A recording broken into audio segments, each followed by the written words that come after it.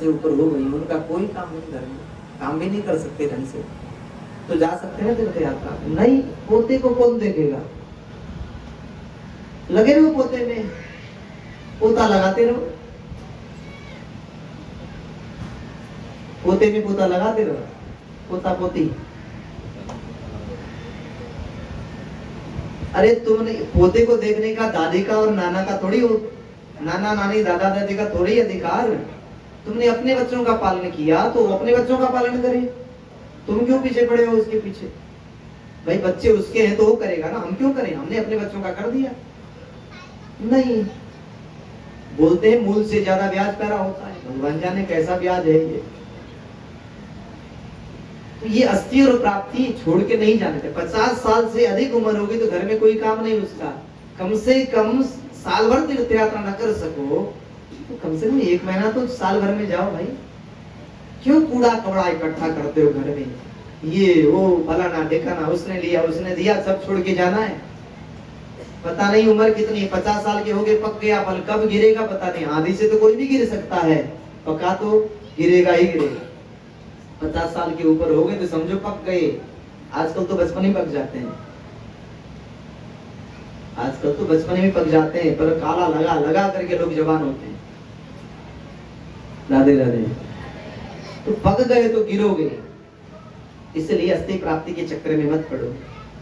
साल भर में कम से कम 1 महीना तीर्थों में बिताओ, 1 महीना तीर्थों में बिताओ, पता चलेगा कि भाई क्या है। नहीं तो कुएं की मेढक को नहीं पता चलता बाहर की दुनिया कैसी है। मछली चाहे कितनी भी कहे कि मछली बाहर दुनिया बहुत बड़ी है, मेढक बोलता है तो इससे तो बड़ी कोई दुनिया है ही नहीं, क्योंकि उसने देखी नहीं है। इसलिए बाहर जाओ। और 50 के बाद तो हमारे अंक भी कहते हैं, इशारा करते हैं। 50 तक तो ठीक ठाक, 50 के बाद क्या अंक को कैसे क्या बोलते हैं? एक क्या वन, अब वन इशारा कर रहे, एक क्या वन। उसके बाद दूसरा आता है वावन, 53 के बाद फिर 54, 55, 56, 57, 58। अब 8 साल तक नहीं जाता है तो फिर अंक बोलते हैं 59। अभी 60 नहीं हुआ है, होने वाला है 59, मतलब 60 आने होने वाला। और उसके बाद 59 में भी नहीं गया तो फिर 60। 60 कहते मूर्ख को। जो मूर्ख होता है बिना किसी काम का लगा रहता है, कोई न लेना न देना, कुछ स्वार्थ पूरा नहीं होता। 60, फिर तो 60 ही 60, 61, 62, 63, 64, 65, 66, 67, 68, 8, 8, 9, 9, 60 हो जाते हैं। अब भी नहीं गया तो फिर 70। अब किसी काम का नहीं भैया। तो ये अस्थि प्राप्ति के चक्कर में नहीं। तुम्हारी उम्र 50 साल तक है, 50 के बाद में हमारी उम्र परमार्थ के लिए है। 25 वर्ष तक कमाई की कैसे किए जाए, कमाई उसके लिए 50 वर्ष तक कमाई करो, अपने बालक बच्चों की शादी ब्याह करवा दो, छुट्टी कर दो। शादी कर दिया, उसके बाद मेरा पोता होने वाला है, मेरा नाती होने वाला है। अरे होने वाला तुम्हारा नहीं है, उसके बच्चों का है, वो उसका अपना बेटा। पोता नहीं होता, दादी का पोता होता है क्या? दादी पोता देती है? माँ बेटा देती है। पोता तो होगा दादी का? नहीं होगा, माँ का बेटा होता है पोता। मेरा पोता होने, तुम्हारा काहे का पोता होगा? तुम्हारा तो बेटा हो चुका है, अब नहीं होगा पोता होता। पोता होने वाला है, नाती होने वाला है, नाती पोते में उलझे रहो। 50 के बाद में अपनी उम्र को ज्यादा नहीं, तुम्हारा घर में बहुत मोह है अधिक तो कोई समस्या नहीं, उसको धीरे धीरे दूर करो। साल भर में 1 महीना तीर्थ यात्रा में बिताओ। वृंदावन चले जाओ, दूर है वृंदावन, चलो देवघाट चले जाओ, मुक्तिनाथ चले जाओ।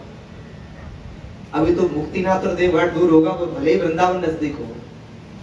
बैठे ट्रेन में निकल गए, दूसरे दिन वृंदावन, हरिद्वार चले जाओ, दक्षिण भारत कहीं चले जाओ, कहीं भी चले जाओ। कुछ दिन रहो, रुको, देखो एकांत में क्या होता है। एक मोबाइल देख करके मुझे याद आ गई बात। मोबाइल है ना, मोबाइल, दुनिया कितनी अच्छी है बाहर।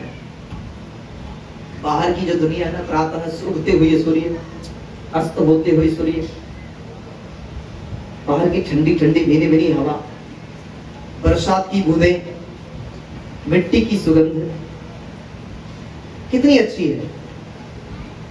परंतु हमको उगते हुए सूर्य को भी मोबाइल में ही देखना है, अस्त होते हुए सूर्य को भी मोबाइल, बरसात होते हुई वर्षा को भी मोबाइल में देखना है। मतलब जितनी भी प्राकृतिक चीज है, प्रकृति को न देख करके उसको वीडियो में देखना है। लगे हैं इसी में रात दिन। न तो इसमें से सुगंध आ रही है, न दुर्गंध आ रही है, न प्रकृति की भीनी भीनी खुशबू आ रही है, न इसमें वर्षा की बूंद गिर रहे हैं, कुछ नहीं शरीर को अनुभव, केवल आंखों के चक्कर में लगे हुए हैं इसी में। ऐसे ही बाहर की दुनिया भी बहुत बड़ी है, जिसमें बहुत आनंद है, बहुत सुख है, वहां भी प्रयास करना। अस्थि प्राप्ति के चक्कर में जो छूटने वाला है, छूटने वाले इस संसार को छोड़ने का प्रयास करो, न कि पकड़ने का। ये पकड़ने में नहीं आने वाला है। तो तीर्थों में, सत्संग में, संतों के साथ समय बिताए बिना नहीं पता चलेगा। अभी सुन रहे हो सब, हाँ थोड़ा थोड़ा, हाँ बात तो सही है, बोलोगे घर में जाओगे यही हाल है, कुछ नहीं होने वाला। हाँ बात तो सही है, कह तो रहे हैं, ठीक ही कह रहे हैं, लेके कौन जाता है इस संसार में। अभी बात समझ में आ रही है। यहाँ से निकले, घर पहुंचे, पहुंचने के बाद में कुछ याद नहीं रहेगा, कुछ भी याद नहीं रहेगा। वहां तो हमें सिखाओगे फिर, अरे गुरुजी आपको क्या पता, महाराज जी आपको क्या, आपने क्या देखा है, आपको कुछ नहीं पता। फिर तो हमें सिखाओगे ऐसा करना चाहिए, ऐसा करना चाहिए, ऐसा करना चाहिए। तो अस्थि प्राप्ति के चक्कर में पके हुए फल को टपकने की प्रतीक्षा नहीं करनी चाहिए, टपकने से पहले ही जाओ। ब्राह्मण लोगों का जैसा हमारा हाल है, हम भी अस्थि प्राप्ति के चक्र में अटके पड़े हैं। बोले बाल कृष्ण लाल की। ठाकुर जी एक दिन देखते हैं बड़े सुंदर पकवान बनाए जा रहे हैं, मिठाइयां बनाई जा रही हैं। उनको लगता है कि कोई चीज हो रही है आज। यशोदा मैया से पूछा उन्होंने, किम फलम कस्य चोद्देश कीन वा साध्यते मख कथ्यता में पितः कोयम संभ्रमो वा उपागतः किम फलम कस्य चोद्देश कीन वा साध्यते मख अत तावद क्रिया योगो भवतां किम विचारितः अथवा लौकिकस्तन में पृच्छता साधु भण्यता। ठाकुर जी ने नंद बाबा से पूछा, पिताजी ये क्या किया जा रहा है? पिताजी बोले यज्ञ किया जा रहा है। तो ठाकुर जी कहते हैं, पिताजी इस यज्ञ का फल क्या है, इसका उद्देश्य क्या है, इस यज्ञ को किस प्रकार से किया जाता है? कहीं आपको इस यज्ञ में भ्रम तो नहीं है? अर्थात आप सुनी सुनाई बात को सुनते हुए इस यज्ञ को तो नहीं कर रहे हैं, किसी के बहकावे में आप आकर तो नहीं कर रहे हैं। आपको पता ही इस यज्ञ का देवता कौन है, इस यज्ञ को करने का फल क्या है, इसकी विधि क्या है, इसको जानते हैं आप। बड़ी सुंदर बात बता रहे हैं ठाकुर जी। हम लोग जो कई कार्य करते हैं ना, वो कार्य करते हैं हम बड़ी निष्ठा से करते हैं। बहुत सी ऐसी बात, एक घटना क्या उदाहरण है। एक व्यक्ति श्राद्ध कर रहा था, श्राद्ध में उसके घर में बिल्लियां थी, बिल्लियां उधम मचा रही थी, एक बहुत ज्यादा उधम मचा रही थी। तो पुरोहित ने कहा कि इस बिल्ली को कहीं बांध के रखो, तो बहुत उधम मचा रही है, कभी पिंड को छू देती है, कभी गिरा देती है। तो उसने क्या किया, बिल्ली को बांध करके रख दिया, बिल्ली बांध दिया, रख दिया, उसमें श्राद्ध पूरा हो गया। श्राद्ध पूरा होने के बाद में पुरोहित और यजमान दोनों ही साल भर के भीतर मर गए। अब उसके बाद में उसका छोटा सा बेटा था, धीरे धीरे बढ़ा, पिताजी का श्राद्ध करना था उसको। यजमान और पुरोहित दोनों, उसके भी यजमान थे, वो भी यजमान था किसी का, उसका भी कोई पुरोहित था, और दोनों बच्चे थोड़े छोटे से, तो दोनों दे देखा था बिल्ली बांधते हुए। और सारी प्रक्रिया तो उसने अपने हिसाब से देखी। उसके बाद में पुरोहित ने कहा कि भैया बिल्ली लाओ। क्यों? उसको याद है, अरे हाँ हमारे पिताजी ने जब श्राद्ध किया था तो बिल्ली को बांधा था। अब वो बिल्ली ढूंढने लगे, और घर में तो बिल्ली थी नहीं, बिल्ली को क्यों बांधा, किस लिए बांधा, क्या कारण था बिल्ली बांधे का, उनको पता नहीं। पिताजी ने बिल्ली बांधी थी श्राद्ध में, तो बिल्ली बांधनी चाहिए। पुरोहित और यजमान दोनों ने देखा था, दोनों बच्चे थे।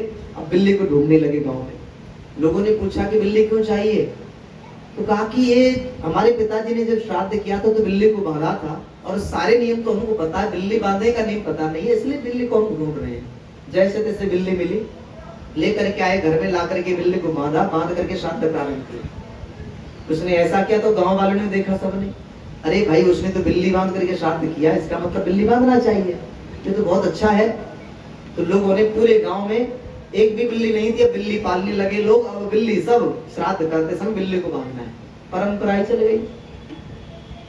हम कोई काम करते हैं तो काम करने से पहले उस काम का फल क्या है, उद्देश्य क्या है, कैसे पूजा, उसकी विधि क्या है, कहीं भ्रम में तो नहीं है हम, कहीं भ्रम में तो नहीं है, कहीं हमको बहका, किसी ने बहका तो नहीं दिया, हमारा यज्ञ व्यर्थ तो नहीं होगा, हमारा कार्य, हमारा धर्म सब नष्ट तो नहीं होंगे, करने के बाद बिल्कुल बाद कुछ ना मिले। ये हमें ध्यान देना चाहिए सबको, राधे हम जो कार्य कर रहे हैं व्यर्थ न करें। आजकल क्या चल रहा है, कोई भी बोलता हम देवता हैं और फलाना देवता है तो पूजना चालू कर देते हैं, कहीं भी पत्थर हो, मूर्ति हो, कहीं तो श्याम देव, कहीं नारायण देव, कहीं फलाना देव, कहीं ठिकाना देव, कहीं साईं देव, कहीं श्याम देव, कहीं कौन सा पाल, कहीं धर्मपाल, कहीं सत्यपाल, पता नहीं क्या क्या है। कोई भी आ जाता है, फलाना को पूजो, बोलते हाँ भेड़ चाल लग जाती है, व्यक्ति को भगवान मान के पूज रहे हैं। महाराज उनको कहो कि भाई ये ठीक नहीं, तो कहते हैं अरे तुम तो विरोध कर रहे हो। साईं बाबा को मंदिर में लाके रख दिया, भगवान को तो एक साइड में कर दिया, साईं बाबा को रख दिया बीच मंदिर, उसकी पूजा करें। भाई उसकी पूजा क्यों, तो एक तो हम जैसा ही है, दूसरा कोई साधु भी नहीं है, साधु में भी सब साधु की पूजा नहीं की जाती, केवल अपने गुरु की पूजा की जाती है, जिससे दीक्षा प्राप्त की उसी की, सबकी नहीं। गुरु केवल जिसके होते हैं उसी के लिए भगवान स्वरूप है, बाकी और के लिए नहीं है। सबके गुरु सब भगवान नहीं है, मेरे गुरु मेरे लिए भगवान है, दूसरे के लिए नहीं है, दूसरे के गुरु दूसरे के लिए भगवान होंगे। ये सब चीज हम अंधविश्वास में चल करके देखी दिखाई और सुनी सुनाई और बहकावे में आप करके न करें, कोई फल नहीं मिलने वाला। तुम चले जाओ साईं की पूजा करो खूब, एक किंचित रत्ती मात्र भी कुछ नहीं मिलेगा। श्याम बाबा को भीड़ लगी रहती है, कुछ भी कर लो कुछ नहीं मिलने वाला। और ऐसे जाने कितने, क्या बताएं कि हर पेड़ के नीचे दुनिया भर के भगवान पैदा हो रखे हैं, जो शास्त्रों में उल्लेखित है, जो मर्यादा, मतलब शास्त्रों में मर्यादा के साथ जिसकी पूजा करनी चाहिए उसकी विधि का वर्णन है, उसी की पूजा करो, उसी विधि से करो, उसी से फल मिलेगा, नहीं तो कुछ नहीं मिलने वाला। इसीलिए अब यहाँ बोलने पर, क्योंकि किसी की श्रद्धा होती है ना, श्रद्धा के बाद बोलने पर बड़ा अटपटा लगता है, ये गुरुजी ऐसे कैसे कह रहे हैं, पर तो सत्य बात है। और सत्य बात क्यों कड़वी लगती है हम लोगों को, इसलिए लगती है कि हमने मान्यता बना रखी है, हमारी बुद्धि में एक मान्यता है वर्षों से। कैसे, एक कपड़ा है मान लो दादाजी का दिया हुआ, दादा परदादा का दिया हुआ, किसी काम का नहीं, कीड़े लग गए, फिर बिल्कुल बेकार हो गया, हमने मान रखा है कि यही है हमारे धन को बढ़ाने वाला। बात समझो, हमने पेटी में रख रखा है, कोई कह दे इसको फेंक दो, बड़ा बुरा लगता है, अरे इसी से तो धन आ रहा है हमारा। अरे भाई उससे नहीं आ रहा धन तुम्हारे कर्मों से आ रहा है, तुम अपने कर्मों को बेकार कर दो तो ये धन क्या कपड़ा थोड़ी धन देगा। मान्यता हमारी, कुछ लटका के रखते हैं घर में, इससे धन आ रहा है, सब ग्रंथ की बातें हैं।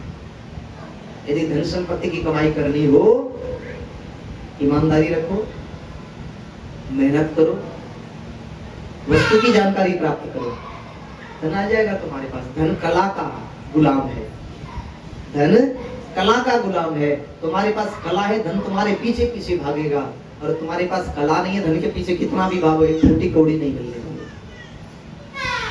तो सब विधि से मिलते हैं, हमारी पूजा व्यर्थ न हो, हमारी जो पूजा है, आराधना है, हमारा यज्ञ है, व्यर्थ न हो। भगवान समझाते हैं, पिताजी आपका कहीं भ्रम तो नहीं है, ये आप किसी के बहकावे में आकर के तो नहीं कर रहे हैं, आप बताइए इसका फल क्या है, उद्देश्य क्या है, किस साधना के लिए आप यज्ञ कर रहे हैं, संभ्रम तो नहीं है आपको। किसी की बात सुन ली, सुनी सुनाई बात बिना विचारे बिना परीक्षा के आपने पूजा करना चालू कर दिया हो, तो नंद बाबा कहते हैं नहीं नहीं बेटा, ऐसा नहीं है। हमने विधि विधान पूर्वक शास्त्रों को देख करके परंपरा से मिली हुई जो चीज है उसके अनुसार हम यज्ञ करते हैं। तो किसका यज्ञ कर रहे हैं? बोले इंद्र का। इंद्र कौन है? स्वर्ग का देवता। इंद्र की पूजा से क्या मिलता है? तो नंद बाबा कहते हैं इंद्र मेघों के स्वामी हैं। इंद्र की आज्ञा से मेघ से वर्षा होती है। जब इंद्र की पूजा करते इंद्र प्रसन्न होते, मेघों को आदेश देते, मेघ के द्वारा वर्षा होती। वर्षा के कारण पृथ्वी में सभी सरस हो जाते हैं, सब प्राणी, वृक्ष, पेड़ पौधे, पशु पक्षी, मनुष्य आदि, उससे सबको जीवन मिलता है। इसी से हम इंद्र की पूजा करते हैं, हर वर्ष करते हैं। तो कन्हैया बोले कि बाबा यदि उसकी पूजा न करें तो बाबा बोले नाराज हो जाएंगे। अरे इतनी वर्षों तक पूजा किया आपने, एक वर्ष नहीं पूजा करेंगे एक दिन तो नाराज हो जाएंगे। हाँ, तो फिर ऐसे देवता की पूजा ही क्यों करो? रोज रोज खिलाओ, वर्षों तक खिलाओ, एक दिन नहीं खिलाया तो नाराज हो जाए, श्राप दे दे, हमारी मतलब सारे उपकार को भूल करके हमारा नुकसान कर दे। ऐसे देवता को पूजे ही क्यों? बात तो सही है। जो देवता अर्थात जो व्यक्ति जिसकी हम पूजा करते हैं, जिसकी आराधना करते हैं, जिसको कुछ देते हैं, हम दे रहे हैं वर्षों से दे रहे, एक दिन नहीं दिया नाराज होकर के उसने श्राप दे दिया, हमारा हानि कर दी, तो उसको देने का क्या मतलब हुआ यार? हमारी परिस्थिति हो सकती है, हमारे बिना परिस्थिति को विचार किए विवेकहीन होकर के हमारा नुकसान करे, वो देवता का है? वो तो देवता है। एक देवता होते एक लेवता होते। देवता नहीं हो, देने वाला नहीं लेने वाला है। ऐसे व्यक्तियों से दूर से सावधान रहना चाहिए। तो कन्हैया से नंद बाबा ने कहा कि बेटा बताओ फिर हम किसकी पूजा करें? तो कन्हैया बोले कि हमारे यहाँ तो साक्षात देवता है। कौन? गिरिराज महाराज। कहाँ रहते हैं आपको नहीं पता? गोवर्धन पर्वत। गोवर्धन तो पर्वत है, उसकी पूजा क्यों? अरे बाबा हम जब जाते हैं वहां तो हमको खेलने के लिए कितना बड़ा मैदान देते हैं, खाने पीने के लिए फलों के वृक्ष में कितने सुंदर सुंदर फल होते हैं, चरने के लिए गायों को, पशुओं को, पक्षियों को कितना अच्छा चारा होता है, पीने के लिए झरनों में कितना सुंदर स्वच्छ पानी बहता है। ये तो यही तो दे रहे हैं, इसके बदले कुछ मांगते थोड़ी हो पर्वत। बात तो और दूसरी बात, ये तो प्राकृत रूप से दे रहे हैं, अब प्राकृत रूप से तो साक्षात भगवान विष्णु के स्वरूप है, उनकी पूजा करिए, आपकी सारी इच्छा पूरी हो जाएगी। नंद बाबा बोले मैं तो मान जाऊंगा, सब ब्रजवासी माने तब ना, क्योंकि इंद्र की पूजा तो सभी मिलके करते हैं, हम अकेले नहीं करते। कन्हैया ने बाबा से कहा बाबा आप बनाओ उन सबको। ठीक है, सबको बोला नंद बाबा ने, सबने स्वीकार किया कि गिरिराज जी का पूजन करना चाहिए। यदि कोई विपत्ति पड़े तो चिंता की कोई बात नहीं, कन्हैया है ही हमारे पास। इस प्रकार सब लोगों ने गिरिराज जी की पूजन की प्रक्रिया बनाई, तरह तरह की और उत्साह के साथ में भगवान विष्णु बनाए गए और गिरिराज जी की पूजा करने के लिए सब लोग चल पड़े। कैसे चल रहे हैं?